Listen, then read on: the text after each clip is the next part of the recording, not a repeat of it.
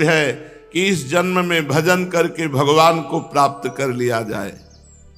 तीसरा श्लोक, महत सेवाम द्वार माहुर विमुक्तेस्तमो द्वारम योषिताम संग संगम महंतस्ते समचित्ता प्रशांता विमन्यवः सुहृदः साधवो। ये महापुरुषों की सेवा मुक्ति का द्वार है, मोक्ष का मार्ग है, और विषयी प्राणिन को संग नरक को द्वार है।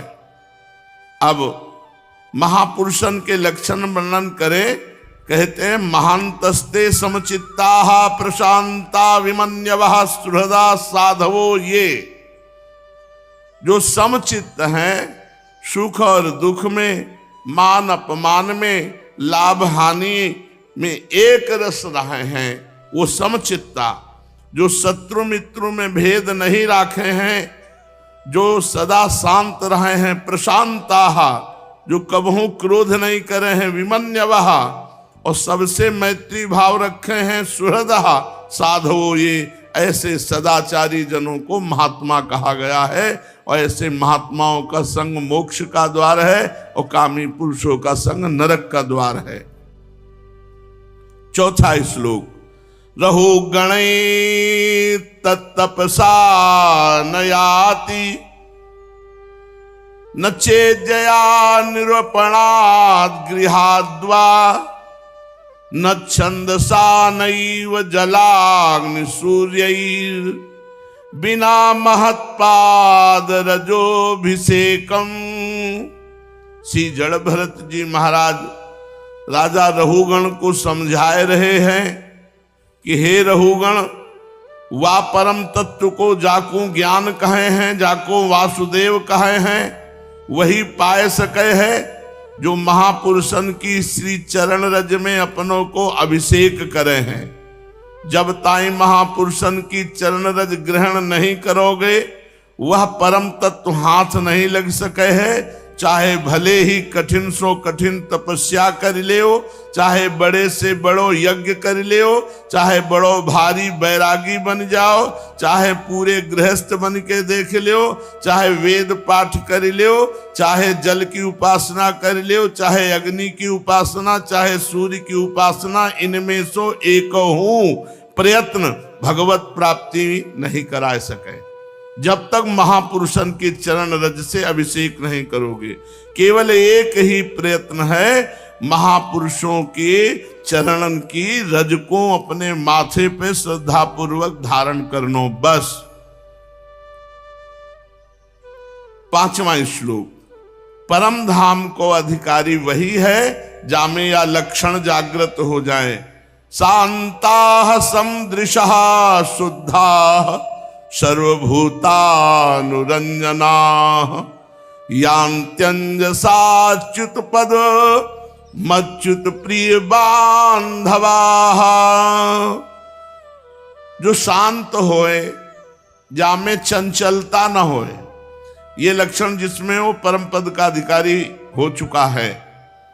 जो शांत, शांता समदृशः शुद्धा सर्वभूतानुरंजना, जो शांत होए, जामे चंचलता न होए, जो समदर्शी होए, सबको एक भगवत दृष्टि से देखे। सिय राम मैं सब जग जानी, करो प्रणाम जोरी जुग पानी। और शुद्धा, काहू को शत्रु मित्र न बनावे, जो शरीर सो और मन सो सर्वथा शुद्ध होए, जो प्राणी मात्र को प्रसन्न करना चाहते होए, अर्थात काहू को कष्ट ना पहुंचाते होए, तथा श्री भगवत भक्तन को अपनों सगो भाई माने, ऐसे जो भाग्यशाली साधक हैं वे परम धाम में पहुंच जाते हैं, वो परम धाम के अधिकारी हैं। छठवां, तितिक्षया करुणया मैत्र्या चाखिल जंतुषु समत्वेन च सर्वात्मा भगवान संप्रसीदति। भगवान उससे सदैव प्रसन्न रहते हैं जिसमें ये गुण होते हैं। कौन से गुण?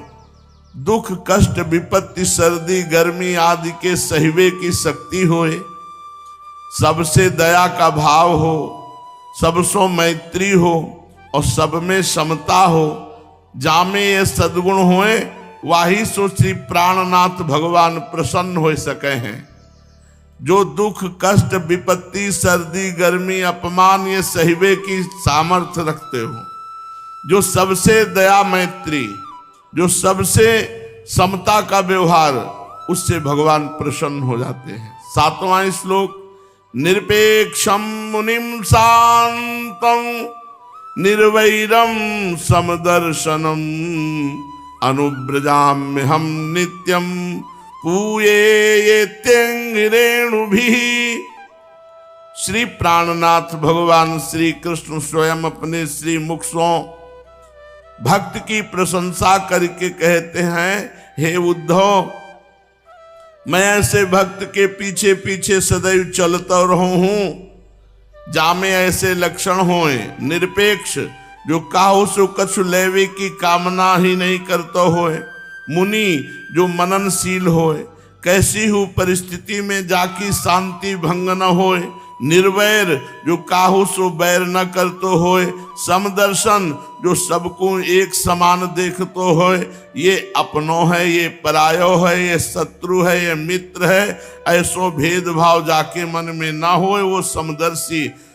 ऐसे लक्षण वाले भक्तन के पीछे पीछे या लोभ सो डोलते रहो हों कि या की सी चरणन की रज उड़ के मेरे ऊपर पड़ जाएगी तो मैं पवित्र हो जाऊंगा। बाबा ने ये 7 श्लोक लिख करके दिए। साधक के ताई बचनो होए तो स्त्री सो बचे, अगर भिड़नो होए तो संत सो भिड़े, प्रतिक्षण सावधान होए के सर्वोत्तम भगवत साधन करे, अधर्म से बचे, प्रत्येक चेष्टा भगवत प्रीत्यर्थ ही करे। श्रीमद् भागवत महापुराण। भगवान श्री कृष्णचंद्र जी महाराज उद्धव जी को उपदेश कर रहे हैं।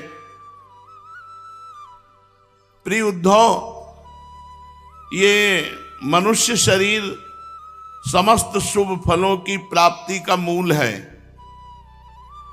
और ये मनुष्य शरीर अत्यंत दुर्लभ है और कृपा से सुलभ हो गया है।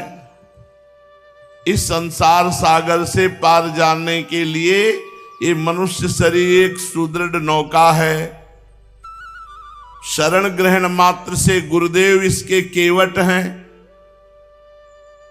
पतवार का संचालन करने वाले गुरुदेव, और स्मरण मात्र से ही मैं अनुकूल वायु के रूप में इसे लक्ष्य की ओर बढ़ाने लगता हूं। इतनी सुविधा होने पर भी जो लोग इस मानव शरीर के द्वारा संसार सागर से पार नहीं हो जाते, वो तो अपने हाथों अपनी आत्मा का हनन अधापतन करने वाले हैं, आत्महत्यारे हैं। प्रिय उद्धव, जब पुरुष दोष दर्शन के कारण कर्मों से उद्विग्न हो जाए, विरक्त हो जाए, तब जितेंद्रिय होकर वह योग में स्थित हो जाए और अभ्यास आत्मानुसंधान के द्वारा अपना मन मुझ परमात्मा में निश्चल रूप से धारण करे। जब स्थिर करते समय मन चंचल होकर इधर उधर भटकने लगे, तब झटपट बड़ी सावधानी से उसे मना कर, समझा बुझा कर, फुसला कर अपने वश में कर ले। इंद्रियों और प्राणों को अपने वश में रखे, मन को एक क्षण के लिए भी स्वतंत्र न छोड़े, मन की एक एक चाल एक एक हरकत को देखता रहे। इस प्रकार सत्य संपन्न बुद्धि के द्वारा धीरे धीरे मन को अपने बस में कर लेना चाहिए। जैसे सवार घोड़े को अपने वश में करते समय उसे अपने मनोभाव की पहचान कराना चाहता है, अपनी इच्छा के अनुसार उसे चलाना चाहता है और बार बार फुसलाकर उसे अपने वश में कर लेता है, वैसे ही मन को फुसलाकर उसे मीठी मीठी बातें सुनाकर वश में कर लेना और परम योग है।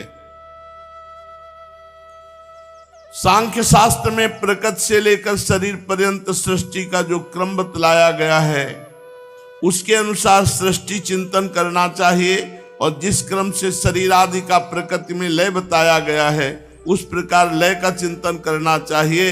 ये क्रम तब तक जारी रखना चाहिए जब तक मन शांत स्थिर न हो जाए। जो पुरुष संसार से विरक्त हो गया है और जिसे संसार के पदार्थों में दुख बुद्धि हो गई है, वो गुरुजनों की शरण ले ले।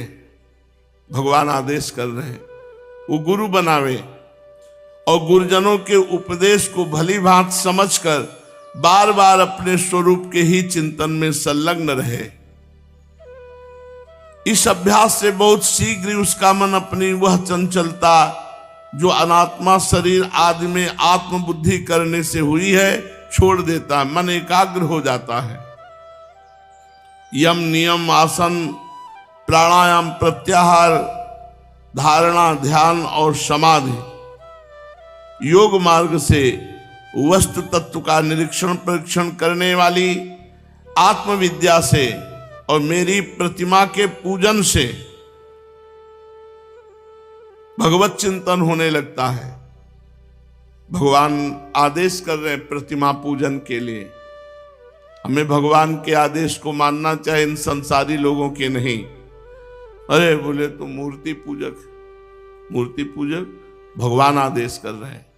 मेरी प्रतिमा विराजमान करके उसके पूजन करने से निश्चित भगवत प्राप्ति होती है, क्योंकि बार बार चिंतन बनने लगता है, सेवा का चिंतन बनने लगता है और कोई उपाय नहीं।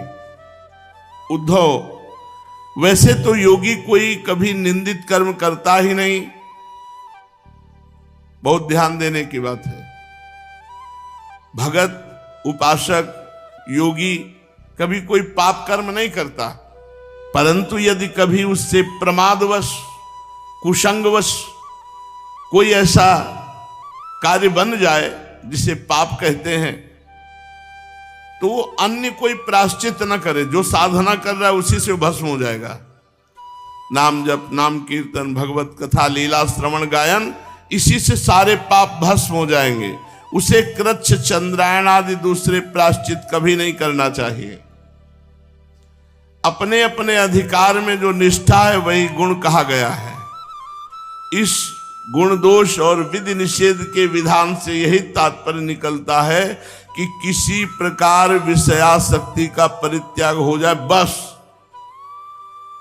विषय आसक्ति का परित्याग हो जाए, सारी साधनाओं का फल है। संसार का चिंतन छूटे और भगवान का चिंतन हो। ये हर संप्रदाय हर साधना का यही उद्देश्य है। संसार का चिंतन छूटे, भगवान का चिंतन हो। कर्म तो जन्म से ही अशुद्ध है, अनर्थ के मूल है। शास्त्र का तात्पर्य उनका नियमन ही है। जहां तक हो सके प्रवृत्ति का संकोच ही करना चाहिए। जो साधक समस्त कर्मों से विरक्त हो गया है, कर्मों में दुख बुद्धि रखता है, उसे चाहिए सब छोड़कर मेरी लीला कथा के श्रवण में खूब लगे, खूब भगवान की चर्चा सुने, भगवान की चर्चा करे और ये जानता रहे कि जितने भोग वासनाएं ये दुख रूप हैं। किंतु इतना सब जान करके भी जो परित्याग करने में समर्थ ना हो, उसे चाहिए कि उन भोगों को तो भोग ले, परंतु सच्चे हृदय से दुखी होकर भगवान की प्राप्ति के लिए निकले। भजन करना चाहिए, पर ये खान पान ये दुनिया का प्रपंच हमारा पिंड नहीं छोड़ रहा। दुखी होना चाहिए। जैसे संसारी आदमी जब मनोनुकूल भोग मिलता है तो सुखी होता है, लेकिन भक्त को जब मनोनुकूल भोग मिलता है तो वो दुखी होता है। वो रुदन करता है, हे भगवान कब मैं इस प्रपंच से ऊपर उठूं। उसे सच्चे हृदय से दुखजनक समझे और मन ही मन उसकी निंदा करे तथा अपना दुर्भाग्य समझे। साथ ही इस दुविधा की स्थिति से छुटकारा पाने के लिए श्रद्धा, दृढ़ निश्चय और प्रेम से मेरा भजन करे। इस प्रकार मेरे बतलाए हुए भक्ति योग के द्वारा निरंतर मेरा भजन करने से, भक्ति योग के द्वारा निरंतर मेरा भजन करने से मैं उस साधक के हृदय में आकर बैठ जाता हूं और मेरे विराजमान होते ही उसके हृदय की सारी वासनाएं अपने संस्कारों के साथ नष्ट हो जाती हैं। इस तरह जब उसे मुझ सर्वात्मा का साक्षात्कार हो जाता है तो उसके हृदय की गांठ टूट जाती है, उसके सारे संशय छिन्न भिन्न हो जाते हैं, कर्म वासना सर्वथा क्षीण हो जाती है। इसी से जो योगी मेरी भक्ति से युक्त है और मेरे चिंतन में मगन रहता है, उसके लिए ज्ञान अथवा वैराग्य की आवश्यकता नहीं है। कितनी सुंदर बात कह रहे हैं भगवान। न वैराग्य की आवश्यकता है और न ज्ञान की। जो भगवान की कथाएं सुन रहा, भगवान का नाम जप कर रहा है, नाम कीर्तन कर रहा है, उसे किसी और साधन की जरूरत नहीं है। उसका कल्याण तो प्रायः मेरी भक्ति के द्वारा ही हो जाता है। कर्म, तपस्या, ज्ञान, वैराग्य, योगाभ्यास, दान, धर्म और दूसरे कल्याण साधनों से जो कुछ स्वर्ग अपवर्ग मेरा परम धाम अथवा कोई भी वस्तु प्राप्त होती है, वह सब मेरा भक्त मेरे भक्ति योग के प्रभाव से ही यदि चाहे तो अनायास प्राप्त कर लेता है। मेरे अनन्य प्रेमी एवं धैर्यवान साधु भक्त स्वयं तो कुछ चाहते ही नहीं, यदि मैं उन्हें देना चाहता हूं तो और देता भी हूं तो भी वे दूसरी वस्तुओं की तो बात क्या, कैवल्य मोक्ष भी नहीं लेना चाहते। ऐसे भक्ति में सुख प्राप्त किए भक्त जन होते हैं। भगवान कह रहे मैं देना भी चाहूं और देता भी हूं, पर वो कैवल्य मोक्ष तक स्वीकार नहीं करते। मर्त लोग स्वर्ग लोगों के भोगों की तो बात ही क्या। उद्धव जी, सबसे श्रेष्ठ एवं महान निश्रेयस परम कल्याण, इसका दूसरा नाम है निरपेक्षता। किसी से कोई चाह नहीं। इसलिए जो निष्काम और निरपेक्ष होता है उसी को मेरी भक्ति प्राप्त होती है। मेरे अनन्य प्रेमी भक्तों को, समदर्शी महात्माओं को, जो बुद्धि से अतीत परम तत्व को प्राप्त हो चुके हैं, उनको कोई पाप या पुण्य नहीं बांध पाएगा। इसलिए महापुरुषों की नकल नहीं करनी चाहिए। वो देहाभिमान रहित महापुरुष कभी विषय सेवन करते नजर आते हैं, कभी विषय त्यागी। उनको कोई पाप पुण्य, कोई कर्म बंधन नहीं होता। विधि और निषेध होने वाले पुण्य और पाप से उनका कोई संबंध नहीं होता। कोई निषेध अगर बन जाए तो कोई पाप नहीं, कोई विधि बन जाए तो कोई पुण्य नहीं, क्योंकि वो देहाभिमान रहित महापुरुष होते हैं। इस प्रकार जो लोग मेरे बताए हुए ज्ञान, भक्ति और कर्म मार्ग का आश्रय लेते हैं, वे मेरे परम कल्याण स्वरूप धाम को प्राप्त होते हैं, क्योंकि परम ब्रह्म परमात्मा के तत्व को जान लेते हैं। इसलिए सब चिंतन छोड़कर एकमात्र भगवान का चिंतन करो, भगवान के आश्रित रहो। शेष चर्चा आगे। श्री राधा वल्लभ लाल।